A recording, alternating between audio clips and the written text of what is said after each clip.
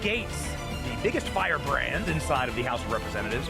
You're not taking Matt Gaetz off the board, okay? Because Matt Gaetz is an American patriot and Matt Gaetz is an American hero. We will not continue to allow the uniparty to run this town without a fight. I want to thank you, Matt Gaetz, for holding the line. Matt Gaetz is a courageous man. If we had hundreds of Matt Gaetz in D.C., the country turns around. It's that simple. He's so tough, he's so strong, he's smart, and he loves this country. Matt Gaetz. It is the honor of my life to fight alongside each and every one of you. We will save America. It's choose your fighter time. Send in the Firebrands.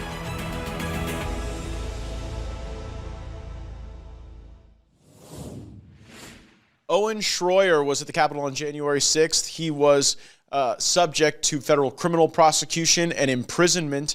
As we have talked about many of the civil rights issues that January 6th defendants have faced, whether it's been access to counsel or treatment during incarceration. Many of you have asked questions about how Owen's doing and what his conditions are. He's out now, and so I welcome him to the podcast. And Owen, I want to get into this full experience you had, but maybe first, just for people who don't know you and your story, explain why you came to the Capitol on January 6th and what your goals were that day. Sure. And the individuals responsible for my incarceration know that what I'm about to tell you is 100% true because they've had complete and unfettered access to all electronic data that they have requested, including multiple cell phones.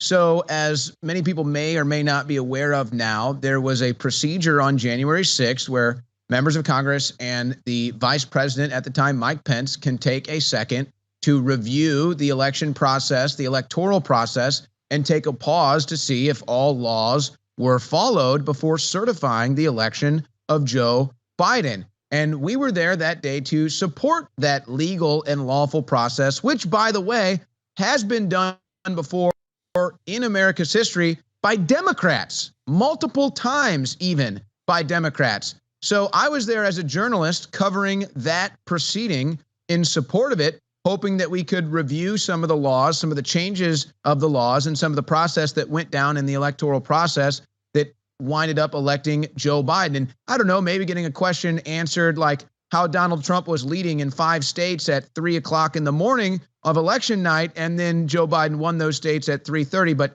perhaps that's another issue for another time. So that's what I was there doing that day. That we see that pattern play out, right? Where you get a lot of early returns from some of the precincts with lower vote totals. And then at the very end, it's almost like you see ballots willed into existence in some of these jurisdictions that don't have the type of tight ballot custody, chain of custody, and transparency regarding votes cast. And you know, you really drew a fine point on this fact that people have made these arguments and offered these contests to electors quite frequently, and not just in distant history, but in recent history. The last Republican to be elected president in the absence of some Democrat objection to electors was George Herbert Walker Bush. So you show up as a journalist, you show up as someone interested in that process, and when did you first become aware that what you were doing there was going to have consequence in the federal criminal realm?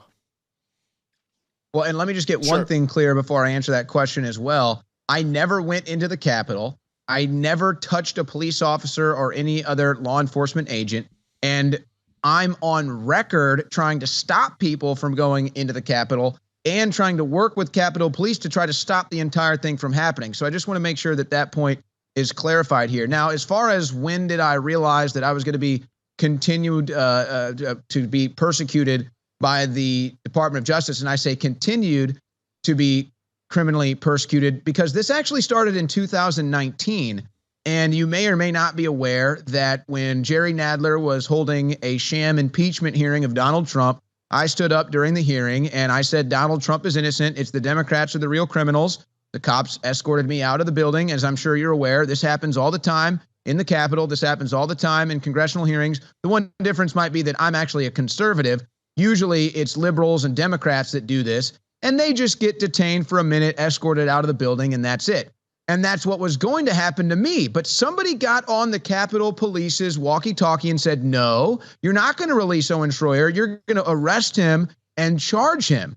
And so I've been dealing with this since 2019. Now, there's also other false reports out there that I violated a standard of my probation. I didn't.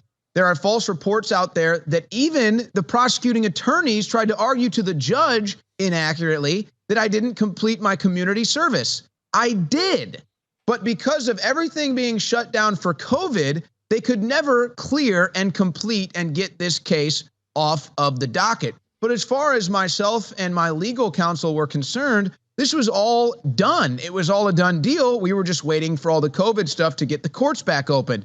And then one day, my lawyer inquires to the Department of Justice saying, hey, when are we going to get this case off the docket? It's been months now. My client has finished his probation. He's completed his community service. Why isn't this off the docket? And then to his suspicion, they said, oh, we can't clear this off the docket. There might be something else going on. Now, this was in the early summer of 2021. And then late in the summer, in August of 2021, I received an indictment from the FBI for my arrest for 4 completely bogus charges related to January 6th. And then an allegation that I violated my probation, which they argue I did, but we never got to defend that. I didn't. I would argue that I didn't violate my probation. And I think it's very clear in the wording in my probation that I did not violate. But again, these are just false reports that we get from our corrupt Department of Justice, well, I think, its workers, and the mainstream media. I think there are a lot of people who were at the Capitol grounds on January 6th who didn't go inside, but were there because they wanted to observe this process. Some, like you, wanted to record it in some way for journalistic purposes. Some wanted to have their voice heard, that they didn't believe that the electors were properly certified, and they wanted the benefit of these objections to prevail in the legally contemplated constitutional system that you described. And so really, it must have been crazy when you then get the news that this is going to result in this really enhanced federal application of criminal law against you. As we have observed some of these cases, we see prosecutors trying to overcharge or get even more draconian punishment than you would ever anticipate associated with these types of charges. Is that something that, having gone through this process, you think that we ought to investigate, and is it something you've observed? This is actually a very important point that you bring up here, Matt, because we are now aware of this. And if there is a silver lining in my case, and maybe some of the other January 6th defendants that have just been completely abused by this Department of Justice, perhaps this is the silver lining. What I've realized here is there is no incentive for justice in the Department of Justice. The incentive from prosecuting attorneys and U.S. attorneys is convictions. And the incentive from the judge is prison time. You notice I didn't say justice. So what happens is the U.S. attorneys and the prosecuting attorneys, they will vastly overcharge you. 6, 7 charges, many of which are just completely ludicrous, but they'll wildly overcharge you at the hopes or the assumption that you're going to take a plea bargain. And most people do. Who can trust a jury of their non-peers? Because this isn't a jury of your peers. This isn't a jury of people that know you or live in your area or work in the same field as you. I would have been in a jury in D.C. I would have had no chance. That's not my peers. So you don't really get a jury of your peers, and you basically get, are you going to be facing 6, 7 charges that could completely destroy your life? Or do you want to plea to the one charge that might be like a slap on the wrist, and then you hope you can get back to some semblance of your normal life? Well, hold on. Let me interrupt you there, because I think this is where the pardon power is really going to be important, because you had so many people who were confronting this avalanche of charges that you would normally never see applied to a circumstance like this. And then people fearing really long incarceration periods would plead to something for a diminished sentence or a diminished consequence. And now that is something that people are carrying with them. And I want to get to how you think a lot of folks might have been used as political pawns then. But I think that the only way to remediate the dynamic you're talking about, the power dynamic, where people pled guilty who never in their hearts believed they intended to commit a crime and certainly didn't want to violate federal criminal law, those people need to be remediated and restored. And I think that the pardon power could be used effectively by the next president to restore those folks.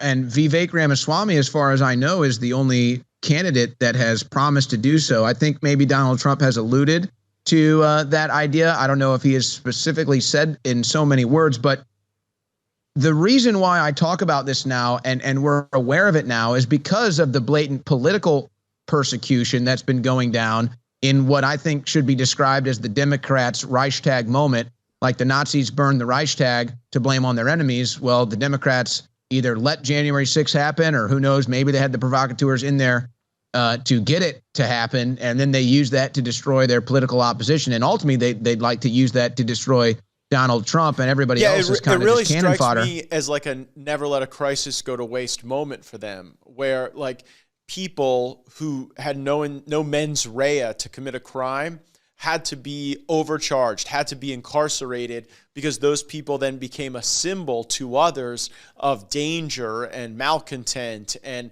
terrorism. I can't even believe we're applying those terms to like MAGA grandmothers who crossed over a barricade that was ripped down hours before by a Capitol Police officer. But that seems to be the case. Like, is it your experience, because I know you've communicated with others who've been in these circumstances, that people understand that their case is potentially part of a broader mosaic of Democrats and the political left and the mainstream media to try to scare Americans and to try to make people think that anyone who is associated with the MAGA movement or for Second Amendment rights or who wants to build a wall or have paper ballots is some sort of extremist? Well, let me just tell you from my experience what it feels like. As a journalist, as a talk show host, I now have this looming cloud over my head in the back of my mind with everything I say. I mean, just coming on your show and talking to you, I can't help it. It's like an involuntary muscle movement, maybe call it an involuntary thought process of self-preservation. Am I going to get arrested? Am I going to get imprisoned? Am I going to get thrown in jail for speaking to Matt Gaetz? Am I going to get thrown in jail for telling Matt Gaetz and telling the world my story? This is something that I can't shake since I've gotten out of prison. Now, maybe with time, if I go a month or a year or 5 without the Democrats throwing me back in jail, maybe I can finally shake it. But that's what it feels like now. Yeah. I have to live with this now in the back of my mind, that just for speaking and doing my journalistic duties, that I'm going to end up in prison. And while this hurts me, I can't even imagine the next generation of Americans living like this. This is what it's like in North Korea. This is what it's like in China, where people are afraid to speak. Is this what the next generation of Americans is going to have to grow up with in the back of their mind? To me, that just breaks my heart. And, again, I think it's worth mentioning here, because I witnessed this. Not only do the people that are in there defending their political views realize that they're part of a larger picture of the Democrat Party trying to oust their political opposition by making examples of the people they're throwing in jail. On a much more broader scale and scope, this is what the Department of Justice does to everyone, Matt. Yep. Whether they're facing charges for one thing or the other, this is what they do to everybody. When you spoke at the BOP hearing with Ms. Peters, they're asking for $2 billion. And I can understand where they're coming from. They do have a problem with employment. They do have a problem with staff, and they do have a problem with their facilities. I had to shower in showers that had black mold all over them. But here's the thing. You and I both know that they could get $2 billion. They could get $20 billion, and nothing is going to improve in this system. What needs to happen, if they were serious, what needs to happen is they need to find out what a prisoner costs annually, equate that to $2 billion, and release that many people back to their families. Because most people got railroaded by this Department of Justice, because justice is not their incentive. It's convictions and incarceration. And I learned this firsthand. And what would be your message to those who are still, carrying the weight of that with their own freedom being surrendered. I think about the vigils that are held outside the D.C. gulag on a nightly basis, and the people there who tragically are just trying to have a minute or a moment on the phone to believe that something better is going to emerge from all this. What can you say to them? You know, it's really hard to say anything because my sentence was mere inches compared to the miles of wrongful convictions that people like Enrique Tarrio or Joe Biggs or many others are facing. There's really not much to say other than I would just like the American people to know that the one thing that helped me get through it in the worst times when I was thrown into the hole and disappeared. In fact, I was in jail for being a speech crime, and then I got thrown inside the jail, in the jail for speaking too. I can elaborate on that further if you would like, but you know, what they need to know is that people on the outside still care about them. The letters that I received, the books that I received, was some of the most meaningful things that helped me get through some of the worst times when I was in solitary in there. And they just need to know that people haven't forgotten about them. They need to know that the American people's hearts and minds are still with them because, I mean, really, it's dark. It's tough in there. It's psychologically damaging. It's physically damaging. And I've seen firsthand how people that have long time deal with it, and there's highs and there's lows and there's good times and there's mostly bad times, but there's really nothing you can say to a man whose life has been stolen from him. There's really nothing you can say or do to a man who has been thrown in jail as a political prisoner by the Democrat Party. There really isn't. But what you can do to maybe make it a little easier is to just let them know you care. You know, there's some projects out there. I got some mail from them, like the Patriot Mail Project and others, where just getting a letter from the outside telling you that, hey, we're praying for you. We haven't forgotten about you. You know, Americans are out here still thinking about you. We're still trying to get your stories in front of Congress so that people can know what's going on. I mean, just that helps you get through the day. Just putting $20 into their commissary fund so they can buy something at the store that isn't prison slop to eat. Get a shirt that isn't a gift from the BOP that comes with sweat stains or underwear that comes with poop stains. Just little stuff like that can help their time a little easier go by. But I mean, there's really nothing you can say to a man who's had his life ripped away and thrown in a hole wrongfully. There's really not much you can say, but there's some actions you can take to maybe at least make it a little easier on them while they're down. Undeniably, we need to take more action as Republican leaders to see that the violations of civil rights are remediated to the extent that you can at this stage of the game. And this is time that a lot of people aren't going to get back. In the event that, I mean, you know, you mentioned Enrique Tarrio wasn't in Washington, D.C. and has some like multi-decade sentence. It's really something that appears more like what you'd see in an Orwellian novel than what you'd observe in a free country. Owen, how can people follow your journalism and your work as you continue to offer commentary and analysis on what's facing the country?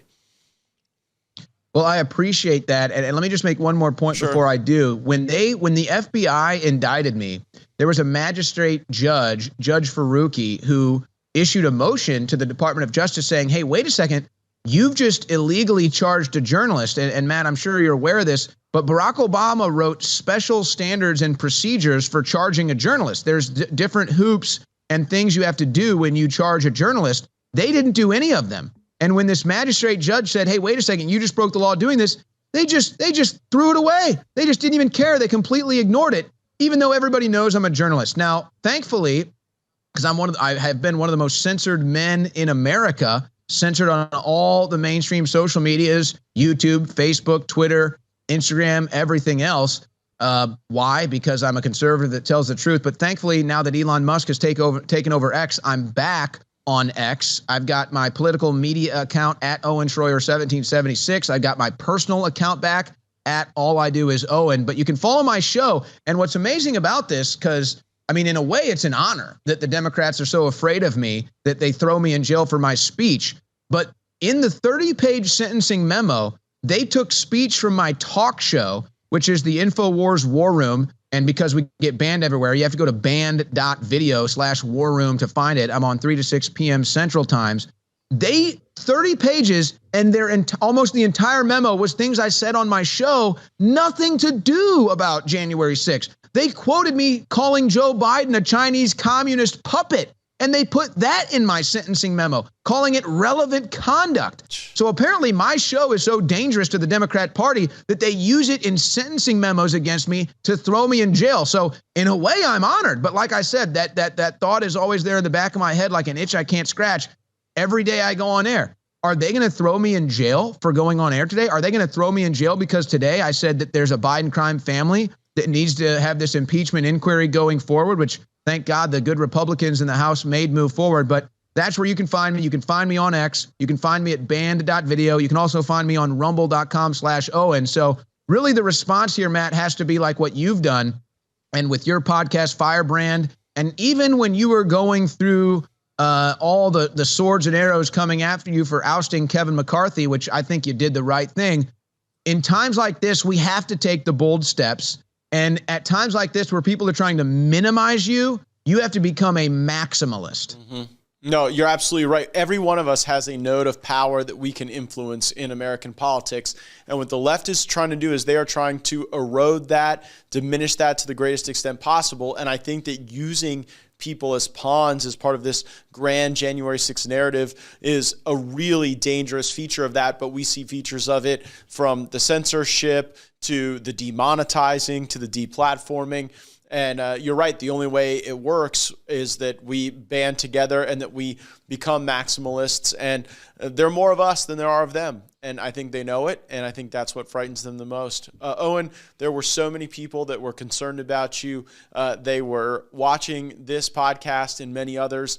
And so many folks are glad to see that you're free now. And while it is a terrible thing that you had to go through, and it seems to be kind of littered with retaliation and retribution that is tied to constitutionally protected expression, you wonder, like, does God put us through these trials and tribulations so that we can be maximalists, so that we can go beyond it and help others? And certainly with the slings and arrows I've taken, I firmly believe that builds our calluses so that we're even more prepared for the next fight.